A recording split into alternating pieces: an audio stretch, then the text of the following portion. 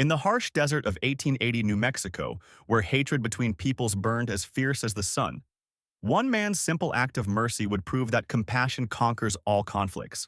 The merciless New Mexico sun beat down on Jonathan Iron Joe McKenzie's weathered face as he guided his weary horse across the dusty plains toward his homestead. At 29, the farmer had learned to read the harsh landscape like scripture, every shadow and wind pattern telling its own story.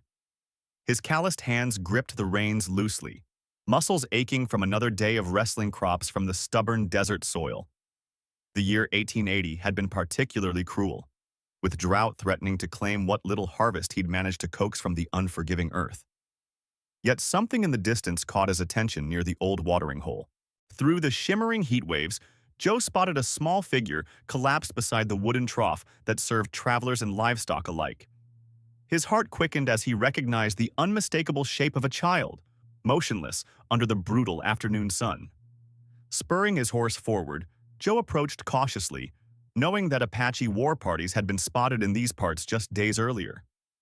The tension between white settlers and the native tribes had reached a boiling point, with both sides nursing fresh wounds from recent skirmishes. As he drew closer, the child's traditional Apache clothing became visible, along with the telltale signs of severe dehydration and exhaustion. The boy couldn't be more than 7 years old, his small frame draped in buckskin leggings and a cotton shirt that had seen better days. Joe dismounted quickly, his boots hitting the parched ground with a soft thud as he knelt beside the unconscious child. Despite the constant threat of Apache raids that kept every settler on edge, Joe couldn't bring himself to abandon a suffering child to the elements. The boy's lips were cracked and bleeding, his skin burning with fever, clear signs that he'd been wandering the desert for several days without water or food. Joe gently lifted the child, surprised by how light he felt, like a bundle of dry kindling in his arms. With practiced efficiency born from years of frontier living, Joe secured the boy across his saddle and turned his horse toward home. The familiar outline of his modest cabin appeared on the horizon, its adobe walls and wooden porch offering the promise of cool shade and fresh water. As they rode, Joe couldn't shake the feeling that this chance encounter would change everything he thought he knew about survival on the frontier. The child stirred slightly in his arms, muttering words in Apache that Joe couldn't understand, but the desperation in the boy's voice was universal. By the time they reached the homestead, the afternoon shadows were growing long, and Joe knew that somewhere in the vast wilderness, someone was looking for this child. Inside the cool sanctuary of his cabin, Joe carefully laid the boy on his own bed and fetched a cup of water from the clay pitcher by the window. The child's eyes fluttered open, dark and fearful, scanning the unfamiliar surroundings with the wariness of a trapped animal. Joe spoke softly, making gentle gestures to show he meant no harm, then slowly brought the water to the boy's cracked lips. The child drank greedily, water spilling down his chin as life gradually returned to his small frame. Joe followed with a bowl of cornmeal mush mixed with jerky. As the boy regained his strength, Joe noticed something that made his blood run cold. Around the child's thin wrist was an intricate bracelet of turquoise and silver, its craftsmanship unlike anything Joe had seen among the local Apache bands. He remembered his friend Sam Rodriguez describing such ornaments when speaking of Chief Black Raven's family, distinctive jewelry worn only by the chief's bloodline. The realization hit Joe like a physical blow. He hadn't just rescued any Apache child, but quite possibly the son of the most feared and respected war leader in the territory.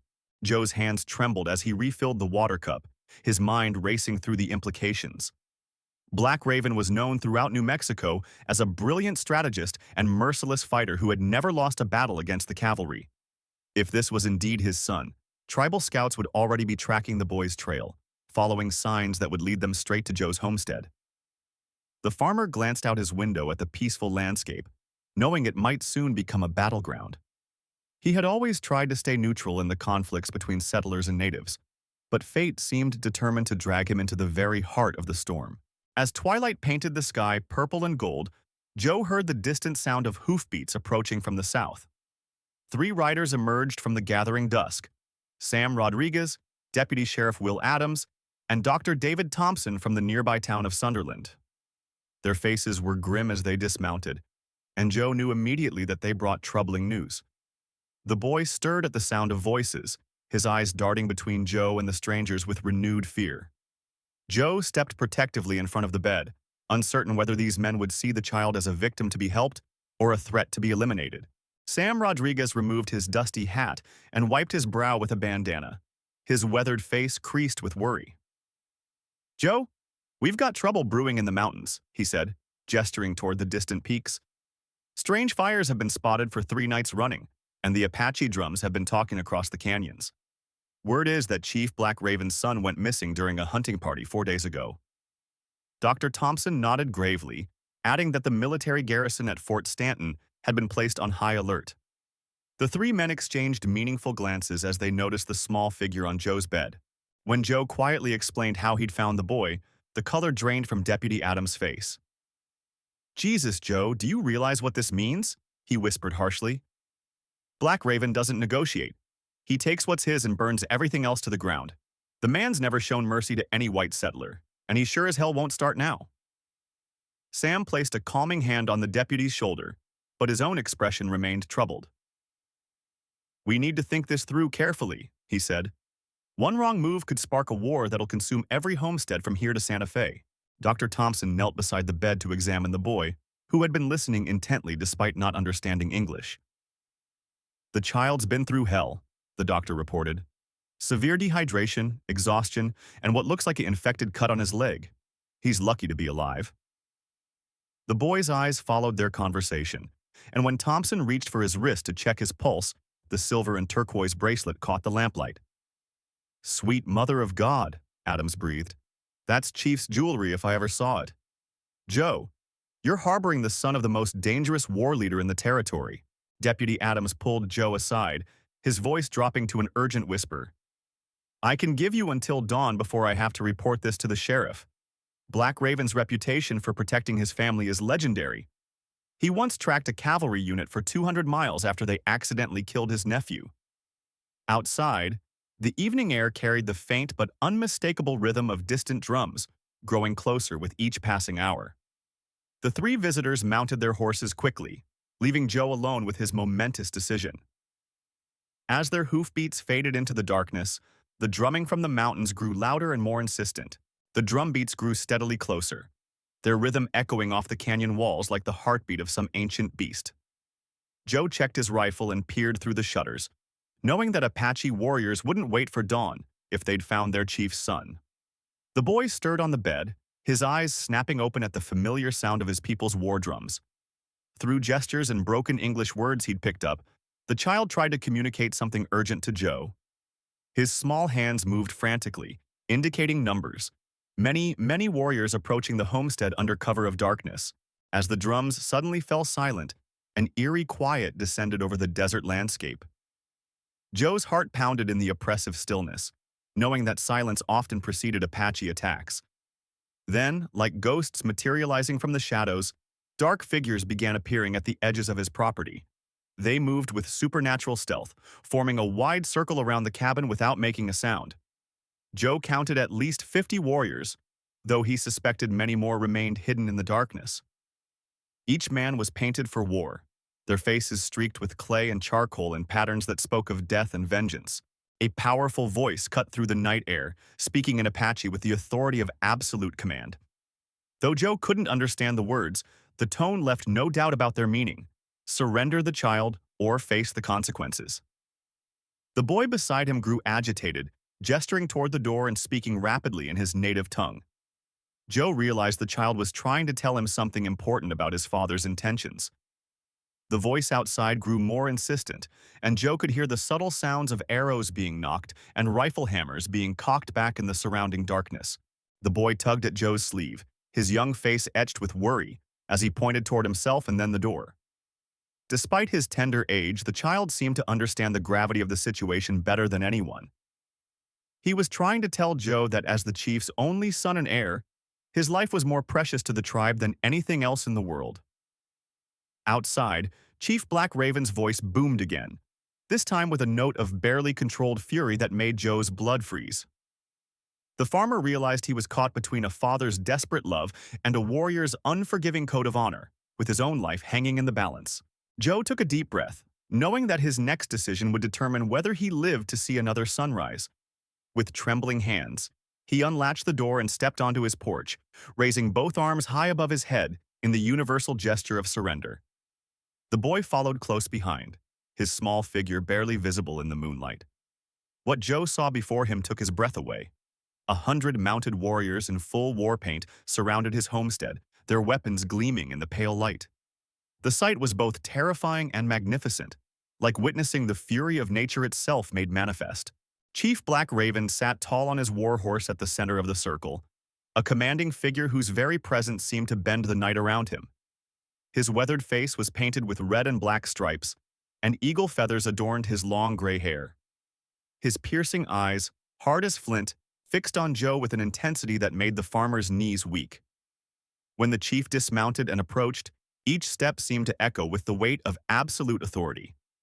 The other warriors remained motionless as statues, their discipline absolute, waiting for their leader's command to either spare or destroy the white man. The boy ran to his father, speaking rapidly in Apache while gesturing back toward Joe in the cabin. Black Raven listened intently, his expression growing darker with each word his son spoke. Instead of relief at his child's safe return, suspicion clouded the chief's features as he studied Joe with calculating eyes. Through broken English mixed with Apache words, Black Raven accused Joe of kidnapping his son for ransom, his voice carrying the cold promise of a painful death. The sound of 100 bowstrings being drawn simultaneously filled the air, like the whisper of approaching doom. Joe's throat went dry as he realized that saving the boy's life might have signed his own death warrant. The chief's logic was understandable. What white settler would risk his life for an Apache child without expecting something in return? Black Raven's weathered hand rested on the handle of his war tomahawk, his knuckles white with barely restrained fury. The boy continued pleading with his father, his young voice growing more desperate as he sensed the mounting tension. Joe stood frozen, knowing that one wrong word or sudden movement would unleash a storm of arrows that would end his life in seconds. With arrows aimed at his heart, Joe slowly reached into his pocket and withdrew a torn piece of cotton fabric, a fragment from the boy's shirt that had caught on the barbed wire of his fence. His hands shook as he held it up for Black Raven to see, the fabric fluttering in the night breeze like a white flag of surrender. "Found him by the waterhole," Joe said carefully, his voice barely above a whisper. "This caught on my fence when I carried him home." The chief examined the cloth with keen eyes, recognizing it as part of his son's hunting shirt, while the boy nodded vigorously to confirm Joe's words. The boy took his father's weathered hand and led him toward the cabin, chattering excitedly in Apache as he pointed to various spots around the homestead. He showed Black Raven the bed where he had slept, the wooden bowl from which he had eaten, and the well where Joe had given him his first drink of water in days. Each gesture was animated with the enthusiasm of a child, eager to share his story, his small hands painting pictures in the air of kindness received from an unexpected source. The chief followed silently, his expression unreadable as he absorbed his son's testimony.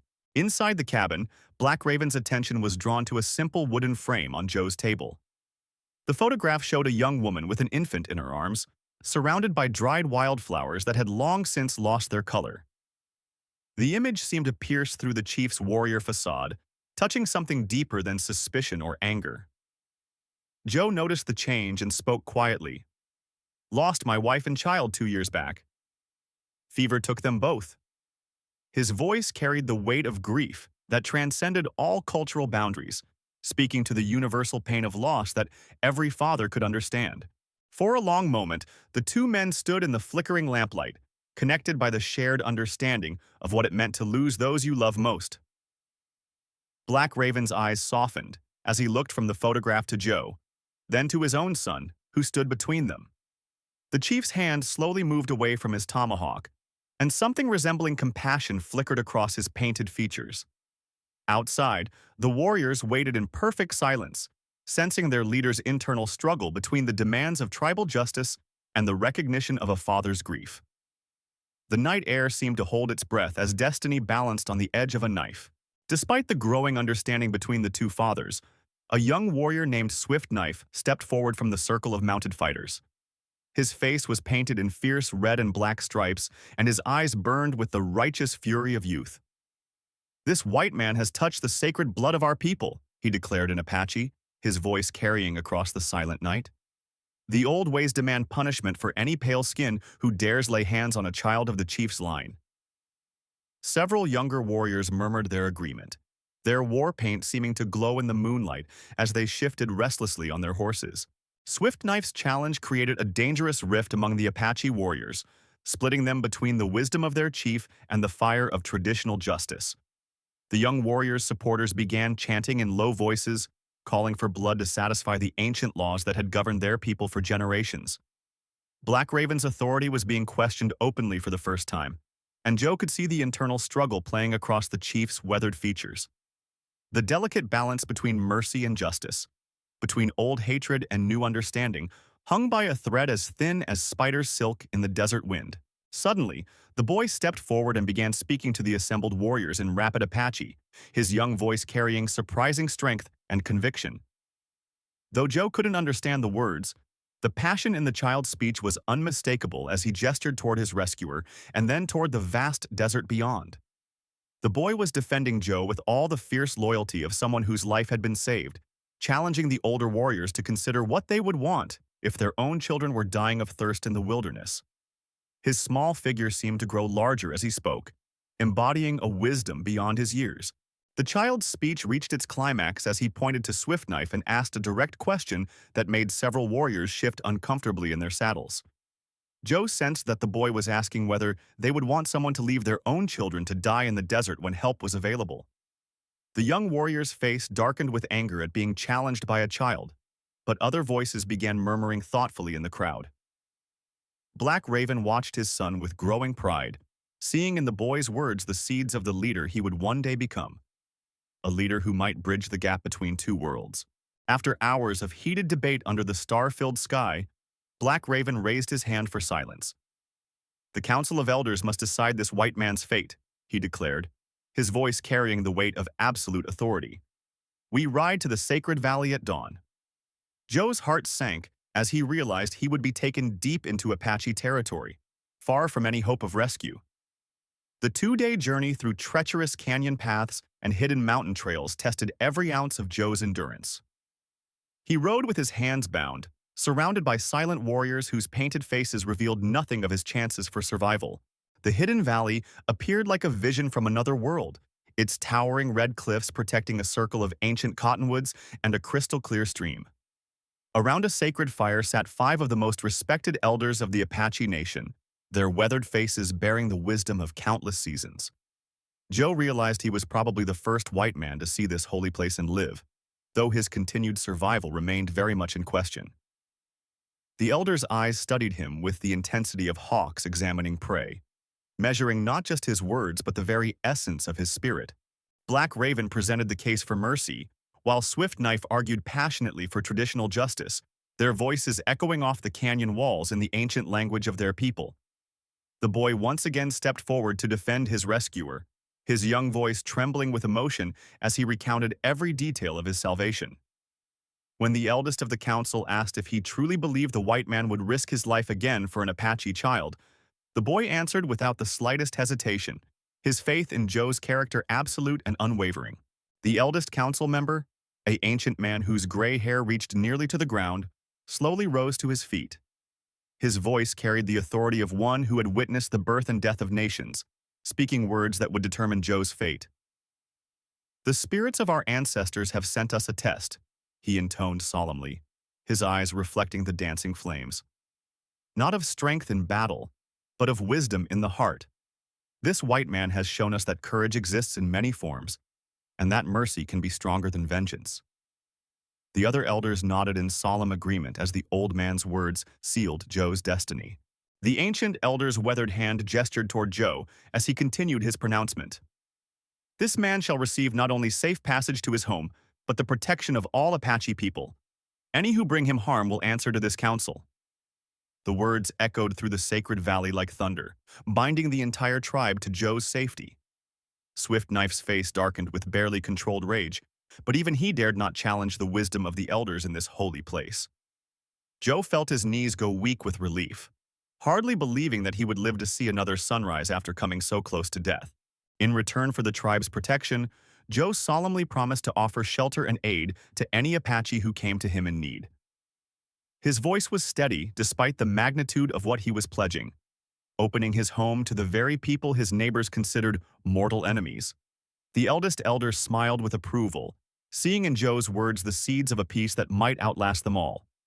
Black Raven stepped forward and placed his hand on Joe's shoulder, a gesture that transformed the white farmer from prisoner to honored ally in the eyes of every warrior present. The boy ran to Joe and threw his small arms around the farmer's waist, tears streaming down his painted cheeks. In his carefully practiced English, he whispered the words he had been learning during their time together. "Thank you, good man. Now I save you too."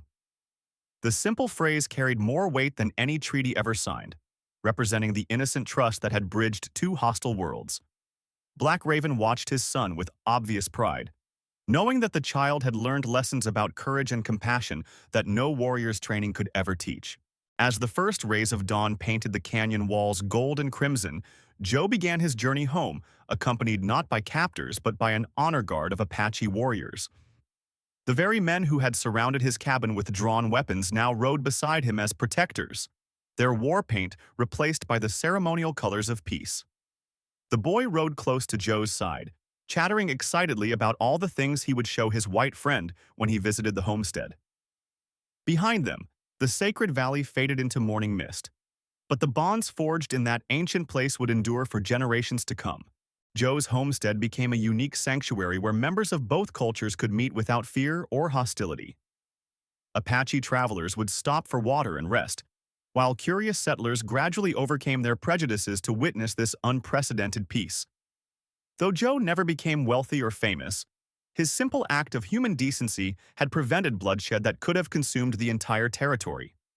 His neighbors, once suspicious of his Apache connections, came to respect the quiet farmer who had chosen compassion over conflict when it mattered most. The story of his courage spread throughout New Mexico like wildfire. Every year on the anniversary of their first meeting, the chief's son would ride to Joe's farm to commemorate the night when mercy triumphed over hatred. As the boy grew into a respected warrior and eventual mediator between tribes and settlers, he never forgot the lesson learned at Joe's kitchen table. Their annual reunion became a celebrated tradition, drawing visitors from hundreds of miles away who wanted to witness the friendship that had changed the course of frontier history. The boy, now a man, would bring his own children to meet the white grandfather who had saved his life. Joe lived the remaining 68 years of his life knowing that his simple act of humanity had prevented a war between peoples. When drought struck the region, Apache families would appear at his door offering help with his failing crops, repaying his kindness with their own generosity. When illness threatened his livestock, tribal healers brought traditional remedies that saved his animals. The mutual aid society that grew from one man's compassion became a model for peaceful coexistence that others tried to replicate throughout the expanding frontier territories. Joe's story was passed down through generations as a reminder that the smallest acts of kindness can prevent the greatest tragedies and transform enemies into friends. When he finally passed away in his sleep at the age of 97, both Apache and white mourners gathered at his grave, united in honoring the man who had chosen love over fear. The chief's son, now an elder himself, spoke at the funeral in both English and Apache, telling all who would listen that true bravery lies not in the ability to fight, but in the wisdom to choose compassion when hatred seems easier.